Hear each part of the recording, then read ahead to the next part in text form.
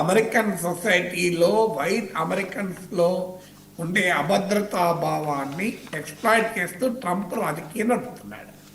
So Trump యొక్క రాజకీయ లక్ష్యం అది.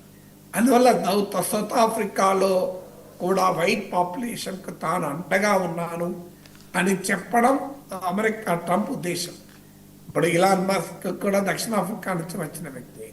ఆడ ఇష్యూ ఏంటి అంటే చాలా కాలము సౌత్ ఆఫ్రికా జాతి ప్రజలు ఉండేటువంటి సౌత్ ఆఫ్రికాను అమెరికా, యూరోప్ నుంచి ఇతర అమెరికా కాదు, ఇతర యూరోప్ ప్రదేశాల నుంచి వచ్చినటువంటి మీకు వైట్స్ సెటిల్ అయ్యి దాన్ని కాలనీగా మార్చుకున్నారు, బ్రిటిష్ కాలనీగా. మీకు అందుకే సౌత్ ఆఫ్రికాలో 7% ఉంటారు వైట్. అండ్ నెల్సన్ మండేలా నాయకత్వంలో నల్లజాతి ప్రజల విముక్తి పోరాటం జరిగి అపార్థిక్ జాతి వివక్షకు గుడ్ బై చెప్పి సౌత్ ఆఫ్రికా ఒక రకంగా విమోచన పొందినప్పటికీ కూడా వైట్ పాపులేషన్ అప్పటి వరకు సౌత్ ఆఫ్రికాలో ఉన్న వాళ్ళు అలాగే ఉండిపోయారు.